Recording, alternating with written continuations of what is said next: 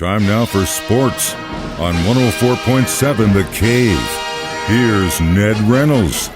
Mike, the intern, Ned Reynolds, back in the studio. It's a Tuesday morning. It's kind of a beauty contest. I don't even know sometimes why we talk about it, whether it's baseball or football, but there is such a thing as the Power Rankings. The first official Power Rankings are out for the regular season. But again, records don't really mean a whole lot right now, do they? You bring up a very interesting question. Why do we talk about it?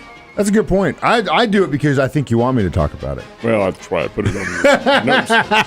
The real reason I'm just doing what the old man wants me to. The real reason is there's nothing else to talk about. Yeah, well, and that's kind of, it's interesting because a buddy of mine, he likes to throw around the chocolate chips a little bit when it comes to gambling, but right now it's such a lull. I mean, you don't really, the only thing you can do is like futures in football. You could do a little bit of college football stuff for that, but it's kind of a lull right now. NBA playoffs. Well, yeah, but in the very immediate future right now, it's kind of in a sense, it's certainly not as impacting as it is in football, where you have something going on practically every day, and baseball. If you really feel like you want to put chocolate chips on baseball games, which I think is folly, but be that as it may, hey, real quick, have you ever put any? Because we just had the Masters, and that got me thinking. Did you ever put any money on golf? You know who I picked? Who? John Rahm. You did. Mm-hmm. But did I put any chocolate chips on him? No, I did not. You would have been that was sure. I mean, because he was 4 back, and that's crazy. Koepka screwed himself, but that's a whole nother thing. I just didn't know. I didn't know gambling on golf was so common that it is. You always just think football, basketball, baseball, stuff like that. Mike, suppose now just moving ahead of the future. Now, another month or two, if this issue ever does come to a vote in the Missouri legislature in the Senate, what if it passes? What do you think happens? We get a lot of tax money, dude. Big time. No. Over and above that. How about your audience and your people involved? I'll tell you, it will skyrocket. Absolutely skyrocket in Missouri if it's made legal. People won't go to Kansas. They won't go to Arkansas. They won't go where it is legal. They'll stay right here where it's legal. And I think that's very, very important in terms of tax money, which is supposedly directed toward education. You can't beat that. No, and the teachers need every penny they can get. So back to track. What about the Power Rankings in baseball? Again, it's like National Football League. Yeah. They don't really mean a thing. It's an indication of how teams are doing. And in Major League Baseball, it's an indication of how you started the season. And there's no team in Major League Baseball that has started the season any better than the Tampa Bay Rays. They have opened the season with 10 straight victories. First time since 1987 that a team has gone 10-0 to start it out. Hey, this team, they fly under the radar every year. They're not a big money team, and yet they're in the playoffs because they have a wonderful organization that helps put together a really extremely good level of talent. And the Tampa Bay Rays are it. They're 10-0. They beat the Boston Red Sox last night, 1-0. 10 straight victories. They are the number one team. The New York Yankees are second. The Atlanta Braves are third. Now, keep in mind, there are 30 teams. 30 teams in Major League Baseball. They're the top three: Tampa Bay, the Yankees, and the Braves. And what about the Cardinals? Well, they're below the midpoint. They're 16 of the 30 teams, so that's one below the halfway point. That's where they're ranked 16th, and the Royals are 27th. And the Cardinals, when you take a look at what they have done, their pitching has just been bad, in all honesty. Here you have Jack Flaherty, who has an earned, get this is an astounding stat, an earned run average of 1.80. Folks, that's outstanding. That's Bob Gibson-like. That is Cy Young-like, 1.80. But he also has 13 walks and 7 strikeouts. Just the opposite of the way it's supposed to be, and there's your key. That's what's happened. So the Cardinals pitching staff, like last night's game, they simply could not get anything going, and as a result, they're 16th of the 30 teams involved. So indeed, it's in the early season a bit of an anomaly, but it does give you an indication of how teams are starting.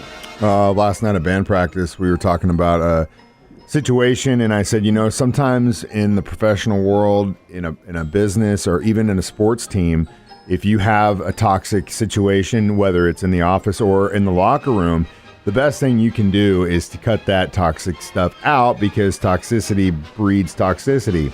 Now let's talk about Odell Beckham Jr. It would have been interesting to see him as a Kansas City Chief in the locker room. I would have been for it if they would have gotten him on the Juju deal. 1 year, $8-9 million.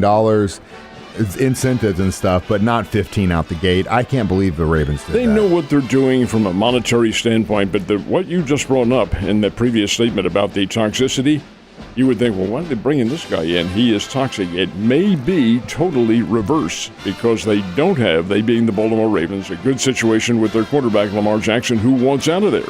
And he still is a very valuable part of their franchise. Nothing's happened yet, but it just so happens that Beckham and Jackson have a fairly close relationship.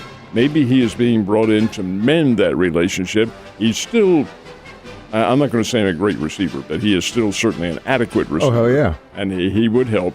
And it may be that Jackson calms down now and says, hey, maybe the Baltimore office is starting to do some things that are positive. Maybe I'll just stick around and play a little bit. I'm wondering if that wasn't why he was brought in as a healing process. We'll find out, but Odell Beckham is a Baltimore Raven now. I don't see a lot of teams clamoring for Jackson, though, in the meantime. No. So that's kind of telling as well. Last but not least, tonight and the rest of the week, it's the NBA play-in round for the playoffs.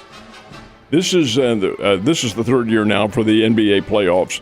Or play-ins, I should say. And what they've done is given the bottom teams, not necessarily the last place teams, but the teams that are right on the cusp of making the playoffs, 7 through 10 in the seedings, giving them a chance to succeed and maybe pull off a miracle somewhere along the line. So the way it works is they seed the teams 7, 8, 9, and 10. 7 plays 8, 9 plays 10. And they do it over 2 nights. It'll be tonight and tomorrow night. 7 and 8, the winner continues right into the playoffs. They don't have to play anymore this week. They go right into the playoffs. The loser gets another chance against the winner of 9 versus 10. The loser of 9 versus 10 is out. Tonight, it's the Atlanta Hawks at the Miami Heat and the Minnesota Timberwolves at the Los Angeles Lakers. That's the fascinating matchup because the Timberwolves will not have their star player, Rudy Gobert. He is out for 1 game. Why is he out? Because in Sunday's season finale, Mike, on TV and in the team huddle, he took a swing at one of his own players. And you don't do something like that, gang. I don't know what their argument was or whatever, but one of his own players, he's turned down, smacked him in the arm and in the shoulder, actually. And the NBA says you're out 1 game, which will be tonight. So we did talk about the Cardinals in Denver yesterday, and it really came down to the pitching or lack thereof. Yeah, and Steven Matz got the start last night, and he was not real good. He wasn't poor, but he wasn't very good. Matz gave up 6 runs, 9 hits over 5 2/3 innings. Colorado is really just a ho-hum team. They're not very good. They beat the Cardinals last night 7-4, and they did it with really solid hitting. Their starting pitcher, Germán Marquez, only went 5 innings, and he held the Cardinals to only 3 hits, but he was also injured and had to leave the game. So as a result, Colorado had to rely on their 13 hits, and they won 7-4. Paul Goldschmidt did have a couple of hits for the Cardinals. Jordan Walker continued his hitting streak. It's now at 10 in a row. But the Cardinals offense simply just couldn't come together. They only had 6 hits last night and a 7-4 win for the Colorado Rockies. Not the way to continue that 3-game series, which continues tonight at a Coors Field. But hey, it is what it is. Cardinals are 3-7. Start rallying now and get better. Same thing with the Royals, man. You know? Same thing with the Royals. They just simply can't seem to get a level of consistency, and therein lies the problem. Played the Texas Rangers last night. That's their training camp partner. And the Texas Rangers win it by a score of 11-2. Now, Zach Greinke got the start for the Royals last night and did pitch pretty well. He left the game after 5 innings, gave up 3 runs, 6 hits. All right, that's certainly commendable. You're still in the ball game. But in comes a former Missouri State Bear in relief, Dylan Coleman, and he simply couldn't find the plate. Walked 4 batters, gave up 6 runs on 2 hits. Well, come on, you can't have that. And as a result, the Rangers win by a score of 11-2.